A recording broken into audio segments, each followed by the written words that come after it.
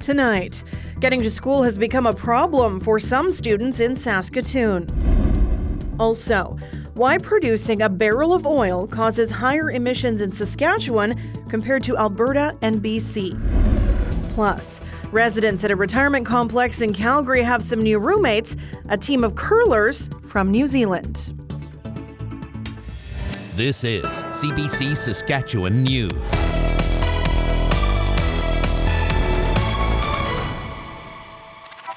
It is Friday, September 15th, and the CBC Saskatchewan News starts right now. Good evening and thank you for watching. The school year is in full swing, and on top of worrying about things like sports and tests, some students in Saskatoon are also just worried about getting there. Jesse Anton explains. Hundreds of high school students make their way from the suburbs to Taylor Street East each day.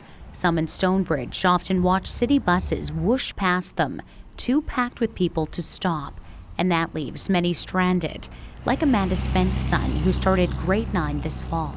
It would probably be about a 45-minute walk. He could bike also, but again, with the winter coming, this needs to be addressed. Spence says she informally surveyed about 100 families in the area. Less than half say they use Saskatoon Transit, but most say they would if it was reliable. We just want there to be enough room for all the students to get on the bus and so that they can get to school on time and not be late. Saskatoon Transit sent out a news release September 1st telling people to be prepared for full buses as students head back to class. It said 3 extra buses would be on standby to accommodate the extra riders. Jim Pufalt, Saskatoon's Director of Transit, says the resources are there, but his team does plan to take a closer look at the situation. We'll be actually putting eyes on the routes on Monday to get a better handle of it. It's hard to tell from sitting at COC as to what's happening out there. So we're going to have supervisors out working with our operators. Pufalt says next week still might not paint the clearest picture of the situation, since he says ridership tends to dwindle a few weeks into school. But Spence maintains that's only because students and their parents are fed up, so they find another way there. They just can't have that disruption in their day. A lot of people can't leave work suddenly to go and get their child and don't want their child showing up for school late. These are kids that just want to get to school and learn. As Saskatoon Transit looks further into the issue, Pufalt has some advice for students. Avoid peak times by taking an earlier route. Use the real-time tracking apps to limit your wait times at bus stops. And if you do get on, be ready to board with your fare ready and remove your backpack to make room for more people. Jesse Anton, CBC News, Regina. Emails show part of the RCMP's response to last year's mass stabbing was delayed due to contract talks. 11 people were killed on James Smith Cree Nation and in nearby Weldon, and another 17 people were injured. A specialized RCMP team based in Ottawa was initially offered to help Saskatchewan Mounties, but an email from the commanding officer of Saskatchewan RCMP said the team was not available because they were, in her words, quote, in between contracts. At that time, RCMP knew 9 people were dead and the killer was still on the loose. The team eventually arrived after Saskatchewan RCMP made a request for help. James Smith Cree Nation's chief says it would be a travesty if there were delays in resources that could have stopped the killer. The associate pastor at North Central Regina Church is facing a charge of possessing child pornography. Police charged 33-year-old Kirk Andrew Custer on Wednesday. The church suspended him yesterday. According to the Alliance Canada website, Custer joined the Good News Chapel on Dewdney Avenue in 2022. A spokesperson says he did not have direct contact with children as part of his duties. Police say the investigation is ongoing. Custer was charged and released. He will be back in court in November. Oil companies in Saskatchewan emit more per barrel than the rest of Western Canada. This, according to a new report from Enverus Intelligence Research, an energy analytics firm. Nicholas Frew has the details. A new report shows Saskatchewan's oil patch generally emits more greenhouse gases per barrel than Alberta and BC. And it's the only Western Canadian province where oil production has become less efficient since 2021. When the data starts. Since then, Saskatchewan's emissions intensity has risen by about 8 kilograms of CO2 per barrel of oil equivalent. The other provinces have seen slight declines. There's a lot of opportunities, a lot of low-cost opportunities to abate there. So plenty of room to bring down the emissions profile of the province. As far as targets, they have met their target that set out by the government. Saskatchewan's oil patch emits less overall than Alberta's, for example, because it's smaller. But the report says Saskatchewan's emissions are more concentrated because it focuses on heavy oil, whereas BC's oil patch focuses on natural gas. But Saskatchewan faces several emissions challenges, especially these. When oil is pumped out of the ground, some methane rises to the surface. Oil companies can capture it and send it through a pipeline to sell later, but experts say Saskatchewan doesn't have the pipeline infrastructure for companies to do that often. Instead, they'll vent or burn the gas into the air. Fundamentally, what we're looking at is we've got this energy that we're pulling out of the ground, and then we're just venting it into the atmosphere. There's a dollar value to this methane, and there's an energy value to it. Methane is considered a much harsher gas for the atmosphere than carbon dioxide. Experts suggest Saskatchewan oil companies consider other options, like using methane to heat nearby buildings. Nicholas Frew, CBC News, Regina. The Saskatoon airport is taking legal action against a local cab company. The dispute stems from a fee that all commercial operators, taxi, hotel, shuttle, and ride shares are required to pay if they want to operate at the airport.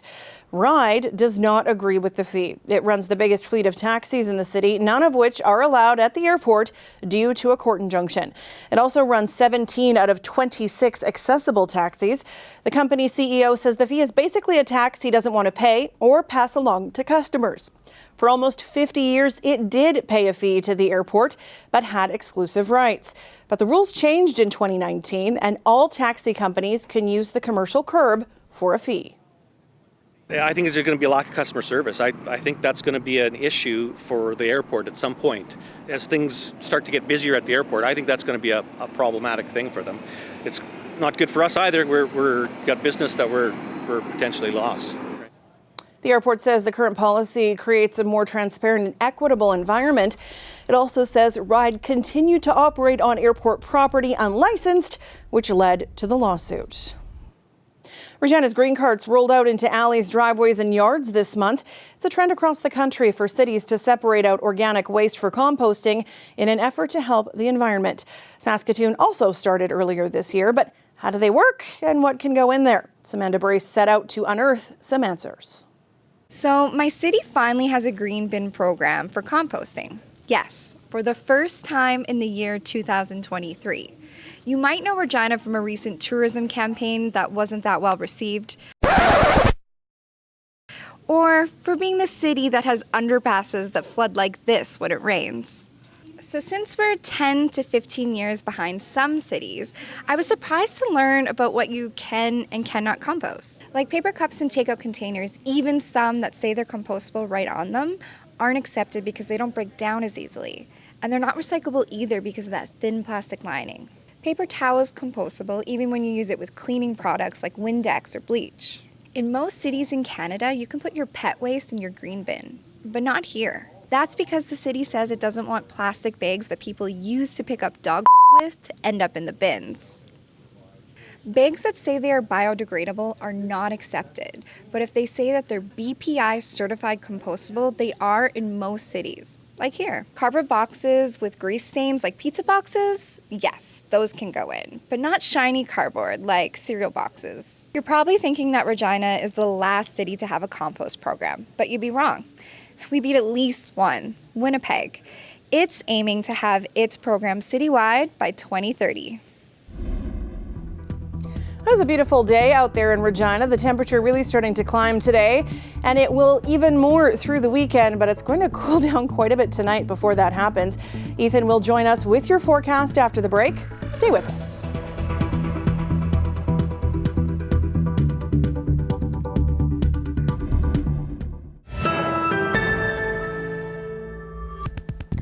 The City of Montreal is working on ways to help lessen the effects of climate change. It's designing some parks with features that act as sponges to help avoid flooding after heavy rainfall. Kwabena Oduro has more. I'm at Park Dickey Moore, and this is one of the parks that the City of Montreal has built to help with water retention and prevent flooding in the area. There are 6 of these around the island, and they're looking to build more. Let's find out how it works. As you can see right now, the water is flowing on the surface and into the retention pond that is also called a rain garden. So the function of this is to store and infiltrate all this rainwater. On a day like today, when it's been raining on and off, you can basically see how the sponge park works. It absorbs up the water and it alleviates pressure from the sewer system. You can see that the street brings all the rainwater into those gutters. When the water is in the gutter, it then goes into a sewer, into a pipe, and then inside the park in those retention ponds. With climate change, we are seeing those heavy rains more and more. And the thing is, it's really sad, but it's not going to stop tomorrow. You know, it's only going to increase. So parks like this are really good because they catch the rainwater and they store it. So it gives a chance to the sewers to release the pressure. So when we're walking through the park, you can see all these beautiful different types of flowers. How beneficial are these flowers to insects? Oh, absolutely. So what you can notice here is that this is also a retention pond.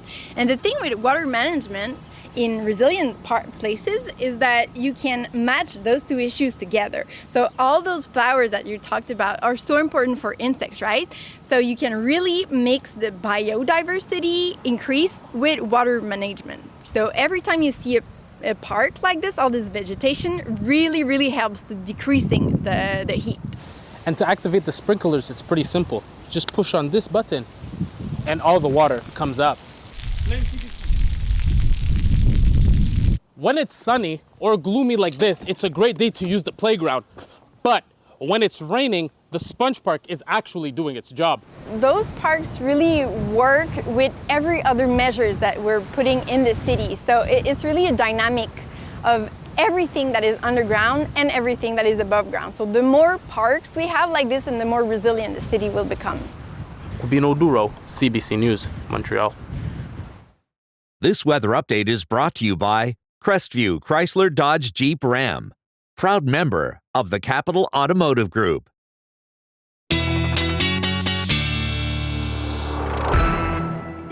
And our weather specialist, Ethan Williams, I'm giving you a new name. Ethan Williams joins me now. I was reading today, last weekend for Wascana Pool in Regina, and oh, are we lucky it's still open. Yeah, this is going to be a great weekend to use it or jump through those fountains like they were in Montreal there. We're definitely seeing temperatures warming up, and we're starting to work our way there right now. Although, as you can see through the province, still quite a bit of a temperature gradient here, about a bit of a 10-degree difference between west and eastern Saskatchewan. And, you know, as we head into this hot weekend, it reminds us that in a place like Regina, we've been pretty warm this year. We've actually seen 120 days straight now, May 19th to September 15th today, of highs that have been at or above 15 degrees. Haven't seen a day below 15 in Regina since May 18th. And that actually, according to Rolf Campbell, who keeps weather records across the country, breaks a record for that kind of consecutive stretch. The previous record 100 years ago, and we were just got 1 day over it. It was just 119 days. Now, Saskatoon, Rolf doesn't keep weather records for you, so we don't know how your 113 days in a row of 15 plus degree weather has fared compared to other years, but that's pretty a significant stretch as well. Now, we talk about things being warm this weekend, but yes, there is the possibility that we could get quite cool tonight. Lows between about 2 and 4 degrees, and kind of the eastern half of south and central Saskatchewan means we do have a chance of seeing some frost. This is not an advisory, and we do kind of sometimes see those advisories put out if there's going to be a significant frost, but just a heads up, if you still have that garden going this time of year as we get closer to fall, might want to put a blanket over those plants tonight. Now, another thing that we're noticing, of course, is air quality kind of sporadic in places. We're now approaching that kind of high rating in the air quality health index in places like Estevan, even Regina, Prince Albert. And I know for the game tonight, that's something that they're going to be keeping an eye on as well, and we'll be monitoring that too. But thankfully, a shift in wind direction from the south and kind of lessening smoke means that over these next couple of days, we are likely hopefully going to see that move out. And as that moves out, so too does the cloud cover. And over the next couple of days here, really not expecting very much activity, except heading into Sunday night, early Monday morning. A little bit of cloud cover and maybe some pop-up showers in portions of south and central. But even that quickly moves out as we head into Monday. Now, winds picking up a little bit this weekend at times, but nothing too significant. Probably strongest in the north tomorrow. And again, you see that southerly direction of the winds. And that will likely continue kind of south and southeasterly as we head into the back half of the weekend as well. Gusts a little bit breezy at times in southern Saskatchewan, but really not all that bad. And here is that temperature warm up. Regina, maybe models are kind of disagreeing a little bit on where we're going to land Sunday, probably mid-20s at the most before temperatures again start to come back down to more seasonal values next week. It's Saskatoon where we actually could see a temperature close to 30 along with portions of south central and southwestern Saskatchewan as we head through Sunday. So yes, pool, outdoor walks, definitely a good weekend for a lot of those activities, Sam. All right. Thanks, Ethan. You bet. Here's a cool way an artist in Brazil is bringing street art to everyone. This graffiti mural in Sao Paulo is covered with Braille for visually impaired people. The wall's made up of dozens of 3D printed panels, and the Braille on the images describes their shapes, sizes, and colors. There are other textures on the wall, too. The artist behind it says graffiti is public art, so he wanted to make it truly accessible to everyone. We'll be back after the break. When it comes to your news, you want up-to-the-minute access. Anytime, anywhere. Get the facts straight from the source. Download the free CBC News app or visit cbcnews.ca for news you can trust. The Alberta government has announced financial help for families affected by the Calgary daycare E. coli outbreak, $2,000 for each child. The government says the payments will help offset money lost by parents staying home to care for sick children. The outbreak hit 11 daycares. There are now 337 lab-confirmed cases. 12 children remain in hospital. 6 are receiving dialysis. The investigation into the source continues. It's been 2 decades since North America's first legally supervised injection site opened in Vancouver. Since then, it's served millions of drug users. Joe Ballard takes a look at its legacy. We did it, guys! We did it! 20 years ago, Insight opened its doors as North America's first legal supervised consumption site. Today, it continues to serve drug users, providing a safe way to inject under the watch of healthcare professionals. Insight was important when it opened. It continues to be important in the current overdose crisis. Over the last 2 decades, millions have visited. Many have been connected with detox and other healthcare services, and nearly 12,000 overdoses have been reversed. I remember just coming here to use drugs is what I thought I was going to do. But it turned into something so much more and so much bigger. Felicella says he visited Insight around 4,000 times over 10 years. One visit stands out in particular. He overdosed. When he regained consciousness, the nurse, shaken, told him she cared for him. Burst into tears. And the many moments that led to that one moment where I just told her I don't want to do this anymore. Felicella is more than a decade sober and now works as an advocate. Insight's journey hasn't been without its share of road bumps. The previous federal government attempted to withdraw its green light by removing its Health Canada exemption from prosecution under Canada's drug laws. The case was challenged, rising all the way to the Supreme Court of Canada. The Supreme Court of Canada unanimously decided that it was unconstitutional to end Insight's exemption. While it started as a way to prevent transmission from dirty needles, Insight has had to adapt. A new player entered the scene, fentanyl. Insight's data, crucial to understanding the deadly drug. In the years ahead, this team says Insight will continue to adapt and continue to save lives. Joel Ballard, CBC News, Vancouver. Hurricane Lee is barreling toward Atlantic Canada with much of Nova Scotia and parts of New Brunswick under a storm warning. We expect this storm, as it approaches and as it gets close to the coastline, to be very close to hurricane strength. We're thinking just below, but it will still be a large storm at very near hurricane strength. Lee's expected to make landfall as a massive tropical storm tomorrow near southwestern Nova Scotia. Meantime, residents are busy stocking up and preparing. Heavy rain, high wind, and life-threatening storm surges are in the forecast. Officials are warning of possible flooding and power outages, and additional power crews are being added. And Ethan's back with one last look at our weather. And it looks like we will see a risk of frost in the Regina area tonight, but temperatures rebounding pretty quickly by the 8 a.m. hour and definitely rebounding by noon hour. Should be pretty darn close to 20 degrees. Again, a little breezy from the southeast, helping to push that smoke out of here. In Saskatoon, I think that haze should be clearing for you as well. 11 degrees tomorrow morning, less of a risk of frost for you overnight tonight, and then getting pretty close to that 20-degree mark, a little breezy for you too. And for the Rider game tonight, it is lights out night. And at halftime for the light show and for the concert with Tesher, looking for 12 degrees, a little smoky. That air quality health index at a level 6 out of 10. And I know that's something obviously the league will be monitoring as well, Sam, but definitely won't have to worry about getting rained on tonight. Always a positive. Thanks, Ethan. You bet. Well, when Canada's men's curling championship comes to Regina in March, it will have a new name. It'll be called the Montana's Brier, the first sponsorship change in 15 years. A Regina-born curling Olympian was on hand for the announcement and is excited to see it come back to his hometown. You know, I think they probably know from the outset what they're in for, and then I think it's going to be nothing but upside once they actually get there, see the exposure they get, see the people in curling, the fans that come out, everyone that supports it. It's, you know, it's the best sport in the country for my money, and I think they're going to flourish with Curling Canada in the Brier. The event runs from March 1st to 10th at the Brand Centre. 3 teams have already qualified, including the defending champion team Brad Gushue from Newfoundland. And speaking of curling, residents at a retirement complex in Calgary have some new roommates, a team of curlers from New Zealand.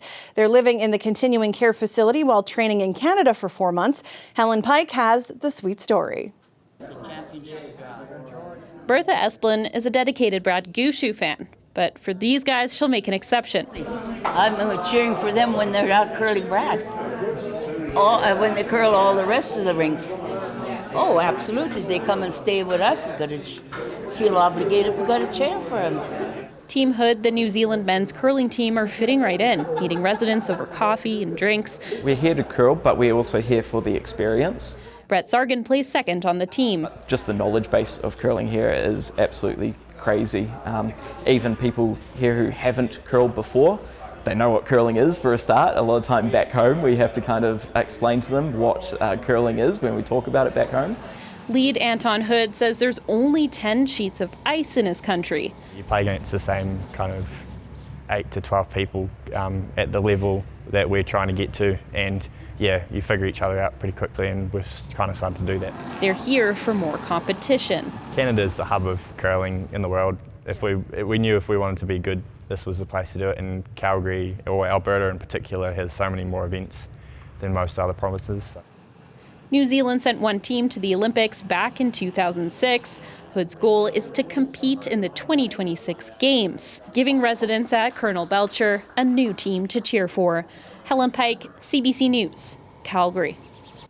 It's nice of the Albertans to share their rinks. That is it for us tonight and this week. For news anytime, you can head to our website or subscribe to the CBC Saskatchewan YouTube channel, or of course, download the CBC News app. Ethan and I will be back with more local news and weather tonight at 11. Thanks so much for watching and have a great weekend.